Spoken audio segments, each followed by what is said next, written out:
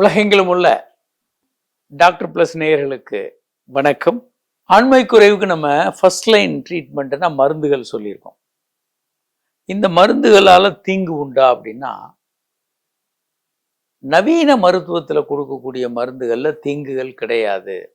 நிறைய பேர் ரிவர்ஸாக சொல்லிட்டு இருக்கான், நான் நாட்டு வைத்தியத்தில் என்ன தீங்கு இல்லைன்னு. உண்மை அது இல்லை. ஏன்னா இந்த நாட்டு வைத்தியம் மாதிரியான வைத்திய முறைகள் 8000 வைத்திய முறைகள் உலகம் முழுவதும் இருக்கு. இவங்க எதையும் நிரூபிக்கிறது இல்லை. ஆனால் நவீன மருத்துவத்தில் ஒரு மருந்து நீங்கள் கொண்டு வரணும், வயகரான்னு ஒன்று கொண்டு வரணும்னா நாளைக்கு நான் கண்டுபிடிச்சேன்னு நீங்கள் கொண்டு வந்து விற்க முடியாது. உலகத்தில் முதல்ல அமெரிக்காவில் எஃப்டிஏட்ட ஒரு அனுமதி வாங்கணும். அதுக்கு கடுமையான சட்டத்திட்டங்கள் இருக்குது. நிரூபிக்கணும், உண்மைன்னு நிரூபிக்கணும். அதே மாதிரி ஷாக்வேவ் தெரப்பி உண்மைன்னு நிரூபிக்கிறதுக்கு கடுமையான சட்டத்திட்டங்கள் இருந்தது. அதெல்லாம் அந்த அந்த கட்டத்தை பாஸ் பண்ணி தான் கொண்டு வர்றாங்க. அப்புறம் இந்தியாவில் இருக்கக்கூடிய மருந்து கட்டுப்பாட்டு அந்த அமைப்புகிட்ட இருந்து சான்று வாங்கணும், இது வேலை செய்து பக்க விளைவுகள் இல்லை, ஆபத்து இல்லைன்னு.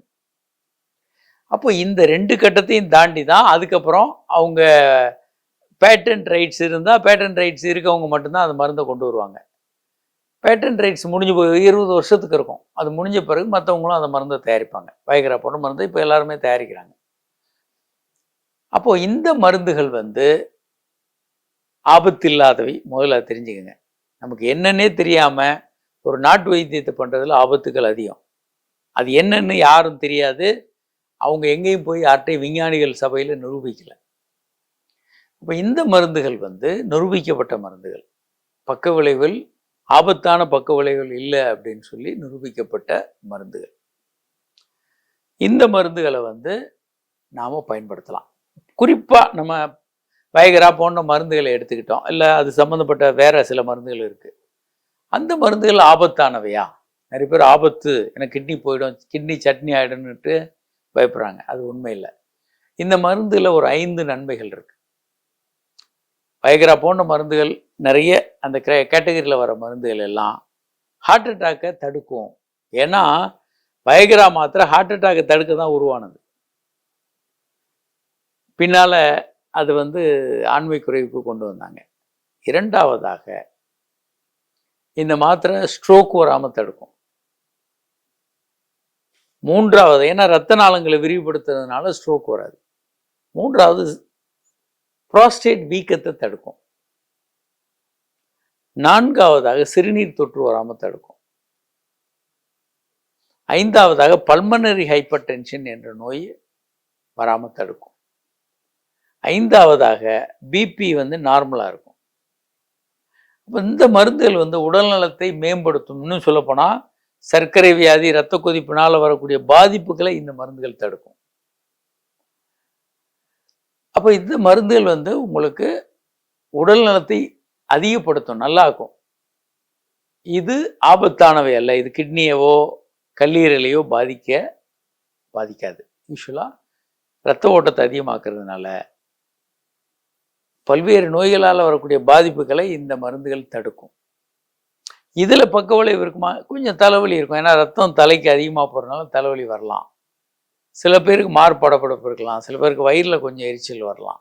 சின்ன சின்ன இதெல்லாம் ஒரு பெரிய பிரச்சனை இல்லை. இந்த மாதிரி தவிர பெரிய ஆபத்தான பாதிப்புகள் எதுவும் இருக்காது. இந்த மாத்திரைகளை, ஆண்மை குறைவுக்கான மாத்திரைகளை சர்க்கரை மாத்திரையோடு சேர்த்து சாப்பிடலாமா? கண்டிப்பாக சாப்பிடலாம். ஒரு பிரச்சனையும் வராது. சர்க்கரை மாத்திரைகளோடு இதை சேர்த்து சாப்பிடலாம். பிபி மாத்திரை சேர்த்து சாப்பிடலாமா? இதுவும் பிபியை கொஞ்சம் குறைக்கும், நல்லா நார்மலாக்கும். அப்போ பிபி மாத்திரையோடு சேர்த்து போடாதீங்க. கொஞ்சம் இடைவெளி விட்டு போடுங்க. அதை கொஞ்சம் முன்னால் போட்டுட்டு இதை பின்னால் போடலாம், இல்லை இதை போட்டுட்டு அதை போடலாம். ரெண்டையும் ஒன்றா சேர்த்து போட வேண்டாம். கொஞ்சம் தனித்தனியாக இடைவெளி விட்டு போடுங்க. ஹார்ட் மாத்திரை, ஏன்னா பிபியை இதுவும் குறைக்கும், நல்லது பிபிக்கு. இது ஹார்ட்டுக்கு சாப்பிடக்கூடிய மாத்திரைகளோடு சேர்த்து போடலாமா? இதுவும் ஹார்ட்டுக்கு போடுற ரத்த ஓட்டத்தை அதிகமாக்கும். அதனால இதையும் ஒன்றா போடாதீங்க. ஹார்ட்டு மாத்திரையை கொஞ்சம் தள்ளி போடுங்க, இதையும் தள்ளி போடுங்க. ரெண்டையும் ஒன்றா சேர்க்க வேண்டாம். குறிப்பாக இந்த நைட்ரோகிளிசரின், நாக்கடியில் வைக்கக்கூடிய இந்த சார்பிட்ரேட் போன்ற மருந்துகளோடு இதை சேர்க்க வேண்டாம். இதை கொஞ்சம் தனியாக போடலாம். பொதுவாக அப்படி சேர்த்து போட்டு பெரிய நிகழ்வுகள் எதுவும் நடக்கலை. நிறைய பேர் ஹார்ட் பேஷண்ட் எடுக்கிறாங்க. இதை யாருக்கும் எந்த பின் விளைவுகளும் பெருசாக வரல. ஆனாலும் ரெண்டையும் ஒன்றா சேர்த்து போட வேண்டாம். செக்ஸுக்கான மாத்திரை போட்டு செக்ஸ் பண்ணிவிட்டு அது முடிஞ்ச பிறகு சாப்பிட்டுட்டு நீங்கள் ஹார்ட்டுக்கு மாத்திரை, பிபி மாத்திரைகள்லாம் கூட போட்டுக்கலாம். ரொம்ப எளிமையான விஷயம். அதனால் இந்த மாத்திரைகளால் ஹார்ட்டுக்கு நல்லது, பிபிக்கு நல்லது. ஆனால் அதோட சேர்த்து போட வேண்டாம் ஒன்றா. கொஞ்சம் ஓவர் டோஸ் ஆன மாதிரி இருக்கும். ஆனால் ரெண்டுக்கும் நல்லது. சர்க்கரை மாத்திரையோட சேர்த்து கொலஸ்ட்ரால் மாத்திரையோட போடலாமா? கண்டிப்பாக சேர்த்து போடலாம். தூக்கு மாத்திரையோட போடலாமா? அதெல்லாம் சேர்த்து போடலாம். மற்ற எல்லா மாத்திரைகளோடையும் சேர்த்து போடலாம். எந்த விதமான ஆபத்தும் வராது. ஆண்மை குறைவுக்கான மாத்திரைகளை எப்போ நிறுத்தலாம், யார் நிறுத்தலாம்? இதுக்கு கேள்வி கொஞ்சம் சிக்கலானது. இளம் வயதுல வர்ற ஆண்மை குறைவு, அதே மாதிரி மன ரீதியாக வர்ற ஆண்மை குறைவுக்கெல்லாம் கொஞ்ச நாள் எடுத்தாலே சரியாயிடுவாங்க. அது சரியாயிடும். ஒரு 40-45 வயசுக்குள்ளே வர்றவங்கெல்லாம் ஜம்ப் பண்ணி வெளியே போயிடுவாங்க, நோயை விட்டு வெளியே போயிடுவாங்க. சில நேரங்களில் வயதானவர்கள் ஒரு 65 வயதில் ஒருத்தருக்கு இந்த மருந்து எடுத்துக்கிறாரு அப்படின்னா இரத்த நாளங்கள் உடம்பு ஃபுல்லாகவே டேமேஜாக இருக்கும், காம்ப்ரமைஸ்டாக இருக்கும், கம்மியாக இருக்கும். அப்போது இவங்களுக்கு ஆணூர் பிள்ளையும் அதனுடைய பாதிப்பு இருக்க தான் செய்யும்.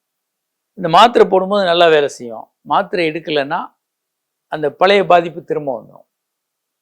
அவர்கள் மாத்திரைகளை நீண்ட நாள் எடுக்கிற மாதிரி இருக்கலாம். அதுலேயும் ஜம்ப் பண்ணி வெளியே வரலாம். வயதாக ஆக அந்த மாதிரியான வாய்ப்பு கொஞ்சம் பேருக்கு கிடைக்கும். எல்லாரும் அப்படியே வெளியே வந்துட முடியாது. இப்போ உதாரணத்துக்கு நான் பல லட்சம் பேரை சரி பண்ணி கொடுத்துருக்கேன் இந்த ஆண்மை குறைவுக்காக. அவங்க எல்லாரும் கியூவில் நின்று மாத்திரை வாங்க நிற்கிறது இல்லை. ஏன்னா பெரும்பாலானவங்க நல்லாயிடுவாங்க. ஆனால் வயதானவர்களுக்கு சில பேருக்கு இந்த மருந்துகள் தொடர்ந்து தேவைப்படலாம். அப்படி எடுக்கிறவங்க எடுக்கலாம், அதனால் எந்த தீங்கும் வராது. சொன்னப்போனால் ஹார்ட்டுக்கு ப்ரொடெக்ஷனாகவும் பல்வேறு பின் பக்க விளைவுகளை வராமல் இதை தடுக்கிறதுக்கும் இது யூஸ்ஃபுல்லாக இருக்கும்.